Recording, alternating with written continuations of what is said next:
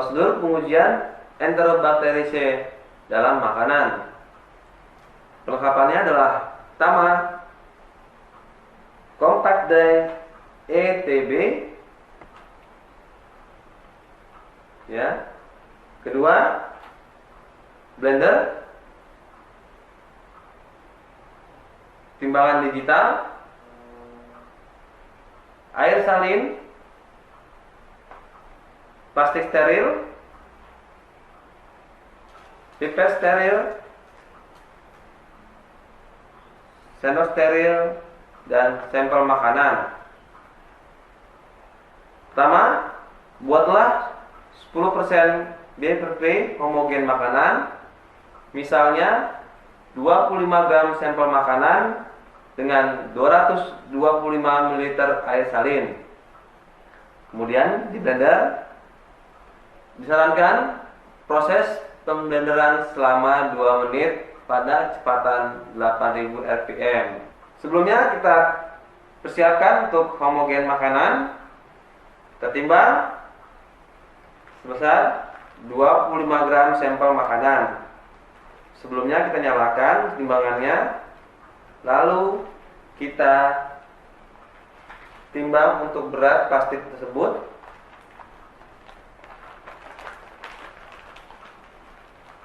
Atau kita tarakan agar nilai plastik tersebut 00. Oke, kita timbang. Untuk plastik ini beratnya 4,57 gram. Kita tarakan agar menjadi 0. Oke, sudah 00. Lalu sampel makanan kita timbang. Mudah-mudahan beratnya cukup. Berat 25 gram. Oke. Berarti sudah mencapai 25 gram. Kemudian kita siapkan air salin sebanyak 225 ml untuk dimasukkan ke dalam blender. Oke, kita siapkan.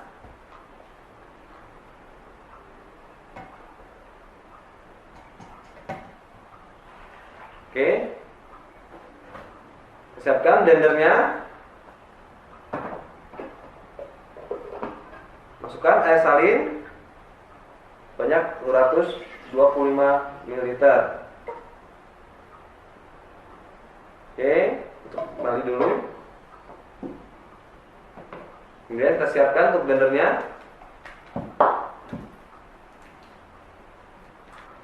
Kemudian kita blender.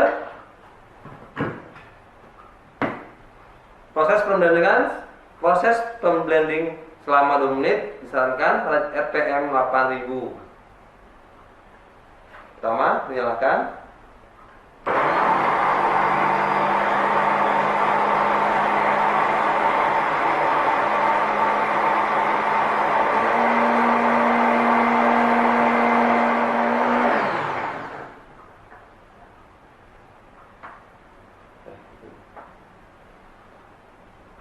Setelah 2 menit kita blender untuk homogen makanan. Kemudian kita siapkan untuk compact dye ETB.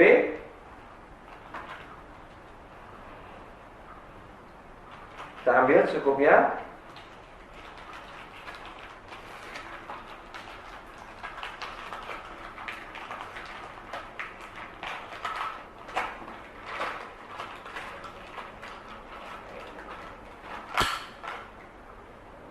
Siapkan. Letakkan compact dye tersebut pada permukaan yang datar. Kemudian kita siapkan pipet. Kemudian kita transfer untuk homogen makanan tadi ke dalam ruang compact dye ini. Oke. Bisa dinamakan untuk sampel makanan ini pada pengujian yang kita lakukan pada bagian compact dye. Kita buka penutup blender ini. Kemudian kita ambil pipet steril, masukkan ke dalam compact drain sebanyak 1 ml.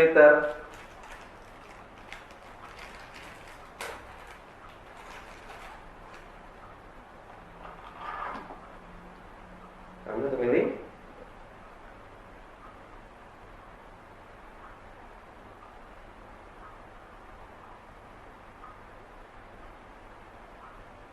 Oke.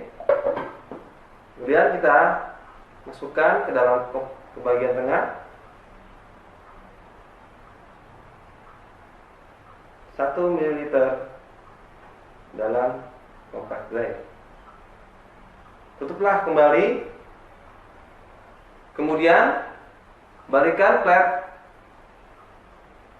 dan diinkubasi pada suhu 30 derajat Celcius plus minus 1 derajat Celcius selama 24 jam, kurang lebih 2 jam. Hitunglah jumlah koloni berwarna merah atau ungu yang terbentuk dari bagian belakang flat. Pemasangan kertas putih di bawah flat akan memudahkan perhitungan. Contoh gambar koloni ditampilkan pada gambar di bawah ini.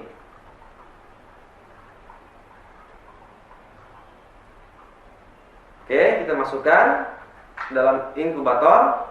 Kita lihat suhu pada inkubator apakah telah mencapai 37 derajat Celcius. Oke, bila sudah kita masukkan. Kemudian kita tunggu selama 24 jam plus minus 2 jam untuk mendapatkan jumlah Enterobacteriaceae dalam 1 gram sampel makanan. Dilakukan sebagai berikut. Sampel makanan 25 gram ditambah 225 ml air salin atau 10% homogen makanan dibagi jumlah Enterobacteriaceae per gram sampel makanan dalam CFU per gram sampel makanan sama dengan jumlah koloni Enterobacteriaceae yang terbentuk pada flat dikali 250 per 25. Demikian prosedur pengujian Enterobacteriaceae dalam makanan. Sekian dan terima kasih. The first thing I do is put the plates side by side in front of me. And I always lift up the blood and the chocolate side by side. And that's to compare the growth requirements. Remember that Haemophilus requires enriched conditions, not only the media but the CO2. And it doesn't grow well on a blood agar plate without the help of a staph streak. So side by side, you should be able to determine if there's a colony growing in abundance on the chocolate plate that you don't see in similar size on the blood plate. When I look at these two plates, I see this colony right here. It's a medium-sized gray or tan colony that's growing in the at least as a +3 amount of growth. When I look on the blood agar plate, I don't see anything that looks like that medium-sized colony, tan gray. The only things I see mostly on that plate are alpha hemolytic organisms and some non-hemolytic organisms. Now, if I was suspicious about any of those alpha hemolytic organisms being a possible concave or more wet-looking colony, I would at least do a colony smear today. If it's showing gram-positive cocci in very pleomorphic forms, I would probably assume it's going to be a viridans, and I wouldn't do anything with that colony. So when I'm correlating the growth between the plates, that gray tan colony is not on the blood, it's present in good amounts on the chocolate. There's no growth on the MAC, so I'm going to assume that that colony on my chocolate could be Haemophilus. And I start with touching the colony that I will have circled, just barely touching it, delivering it to the plate, and then streaking in 4 directions for isolation. It's important not to over-inoculate this plate, so I'm going to flip my loop to do quadrants 3 and 4.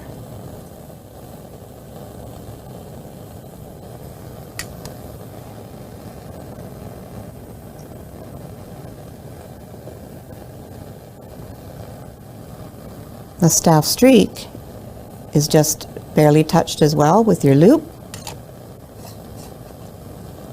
And I'm going to show you the X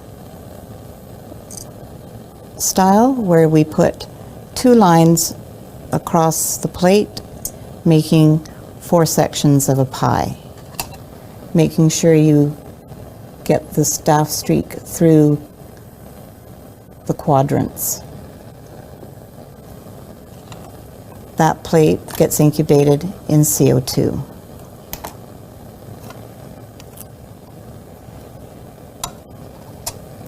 The next test to do is the porphyrin with a chocolate plate purity plate. Porphyrin can be inoculated with a swab. It has to be a heavy growth.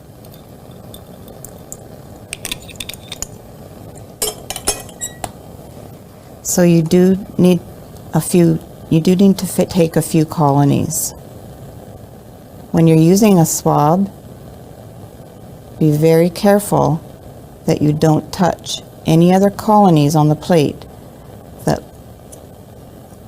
don't look like the Haemophilus colony. The porphyrin has to be milky, a skim milk consistency.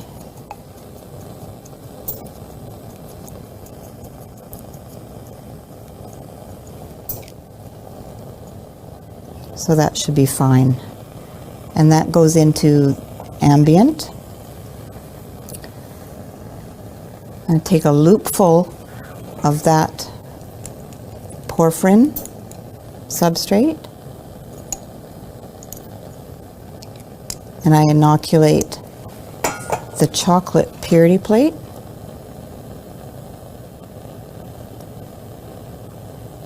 And streak 4 ways to get isolation. In this case, I'm going to use the 2-loop method because the porphyrin tube is very heavy and I want to get isolated colonies to prove that my ALA is pure.